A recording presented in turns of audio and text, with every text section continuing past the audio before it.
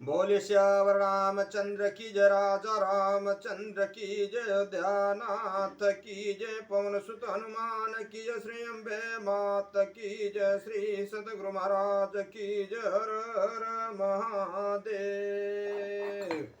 राजा राम राम राम सीता राम राम राम, राजा राम राम राम सीता राम राम राम, राजा राम राम राम सीता राम राम राम राम, राजा राम राम राम सीता राम, सीताराम सीताराम सीताराम राम राम, राजा राम राम राम सीताराम, सीताराम राम राम, राजा राम राम राम सीताराम राम राम, राजा राम राम राम राम सीताराम राम राम, राजा राम राम राम राम, राजा राम राम राम सीताराम, सीताराम सीताराम सीताराम राम राम,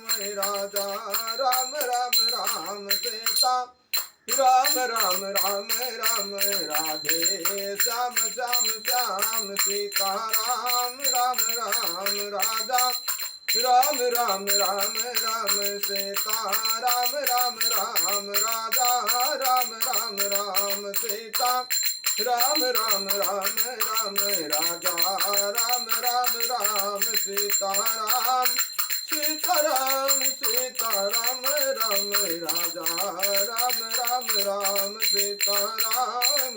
हरे श्यावर रामचंद्र की जय, पवन सुत हनुमान की जय, श्री अम्बे मात की जय, श्री सतुर भगवान की जय। हर हर महादेव। श्री राम जय राम जय जय राम, श्री राम जय राम जय जय राम। भगवान शंकर के आशीर्वाद से, प्रभु श्री राम जी की कृपा से, देवी माँ के आशीर्वाद के, सदगुरु की कृपा से, श्री भक्तमाल कथा भाग 282, श्री पद जी, श्री मनोरथ जी, श्री गौगु जी, श्री चाचरू जी, श्री चाचा गुरु, इन तमाम भगवान के सच्चे संतों की कथा आप लोग सुनेंगे। आप लोग अगले भाग में श्री सिया जी, श्री दलहा जी की कथा आप लोगों ने सुना। अब आप लोग श्री पद जी की कथा आप लोग सुने। श्री पद जी भगवान विष्णु के अनन्य भक्त थे। आपके पास भगवान विष्णु की एक स्वर्ण प्रतिमा थी जिसकी वे आराधना करते थे। भक्त के लिए भगवान की प्रतिमा उसका प्राण धन, उसके इष्ट देव का साक्षात साकार विग्रह होती है, जबकि चोर के लिए वही प्रतिमा मात्र स्वर्ण खंड ही होती है, जिसे वह विक्रय करके कुछ धन प्राप्त कर लेता है। एक बार की बात है, आप स्वर्ण प्रतिमा को एकांत में रख उसकी सेवा पूजा कर रहे थे। सहसा एक चोर की कुदृष्टि उस पर पड़ गई। उसने सुनसान एकांत स्थान देखकर वह स्वर्ण प्रतिमा और उस पर चढ़े आभूषण भी छीन लिए और भाग चला। अब तो आपके प्राण विकल हो उठे। अत्यंत आर्त होकर आप भगवान को पुकारने लगे। भक्तवत्सल भगवान ने भक्त का यह दुख देखा न गया। उन्होंने कुछ ऐसी लीला की कि उस चोर का जूता उसके पैर से निकलकर उसके सिर पर पड़ने लगा। इस संकट से बचने के लिए वह इधर उधर बहुत दौड़ा, पर जिधर जाता उधर ही उस पर जूता पड़ता। अंत में वह गिरता पड़ता आपके पास आया और प्रतिमा तथा सभी आभूषण वापस कर चरणों में पड़कर क्षमा मांगी। आप तो परम करुणामय संत थे। सियावर रामचंद्र की जय। संत हृदय निर्मल, आपके हृदय में क्रोध का लेस मात्र भी नहीं था। मूर्ति पाते ही आप ऐसे प्रसन्न हो गए मानो मृत शरीर में पुनः प्राण प्रविष्ट हो जाए। अतः आपने उस दुष्ट चोर को तुरंत ही क्षमा कर दिया। आपके क्षमा करते ही चोर पर जूते पड़ने अपने आप बंद हो गए। ऐसे परम करुणाइक और संत हृदय भक्त थे श्री पद जी। जिस प्रकार पदजी जल में खिला होता है, उस पर पत्ता जल के संपर्क में होने पर भी उससे अप्रभावित रहता है, वैसे ही श्री पदजी भी इस संसार में रहते हुए इससे अलग अप्रभावित थे। सियावर रामचंद्र की जय। जैसे जनक जी देह रहते विदेह संसार में रहते हुए नहीं रहते थे, उसी प्रकार पदजी का भी जीवन चरित्र था। अब आप लोग श्री मनोरथ जी की कथा को सुनेंगे। ये भगवान के सच्चे भक्त लोग हैं। श्री मनोरथ जी जाति के ब्राह्मण थे और बड़े ही संत सेवी गृहस्थ थे। आपके एक कन्या थी।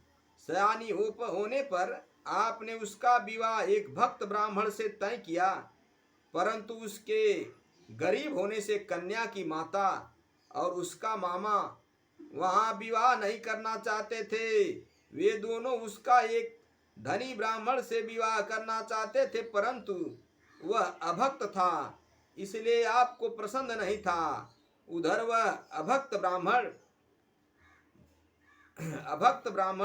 अभक्त होने के साथ साथ दुष्ट और लंपट भी था। उसने ठीक विवाह के दिन बलपूर्वक कन्या का अपहरण कर लिया। इससे आपको बहुत दुख हुआ कि मेरी कन्या ऐसे अभक्त और भगवत विमुख दुष्ट व्यक्ति के साथ कैसे गुजारा करेगी। यह सोचकर आप अपने आराध्य देव की मूर्ति के पास जाकर बिलख बिलख कर रोने लगे। सियावर रामचंद्र की जय।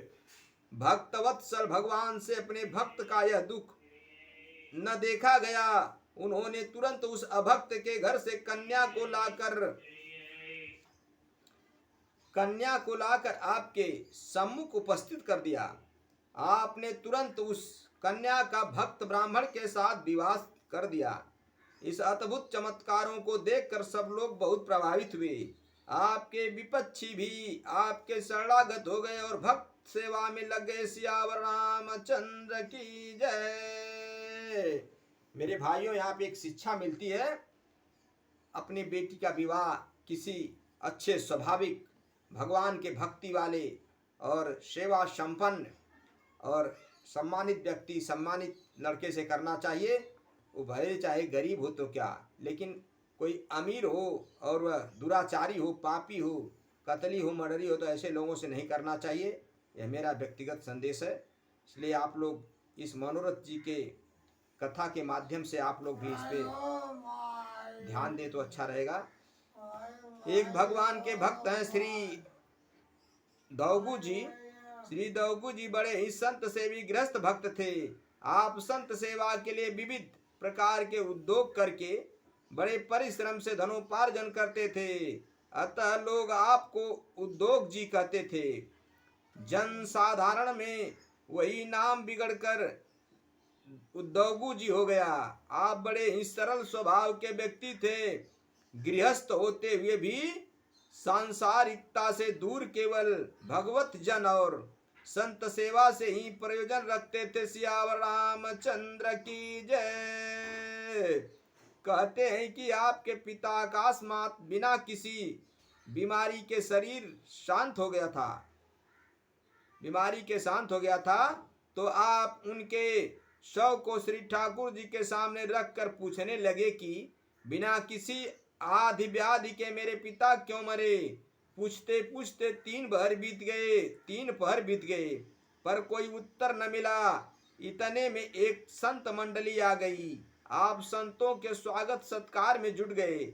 जब आप उन्हें सीधा सामान देने लगे तो संतों ने कहा, आपके मन में पिता मरण का महान दुख है, अतः हम आपका सीधा सामान नहीं लेंगे। आपने कहा, ऐसी बात नहीं है, मेरे मन में पिताजी के मरने का किंचित भी दुख नहीं है। मैं तो पिताजी के शव को भगवान के पास रखकर केवल यह पूछ रहा था कि मेरे पिताजी बिना किसी रोग के क्यों मरे। परंतु यदि इस कारण आप लोग सीधा सामान नहीं ले रहे हैं तो कहिए तो मैं पिताजी के शव को अभी जला दूं, चाहे मेरा पूरा परिवार मर जाए तो भी मुझे कोई कष्ट नहीं है। पर यदि आप संत लोग मेरे द्वार से भूखे चले जाएंगे तो मुझे महान कष्ट होगा। श्यावर रामचंद्र की जय। आपकी इस प्रकार की अनन्य संत निष्ठा देखकर भगवत कृपा से आपके पिता जीवित हो उठे।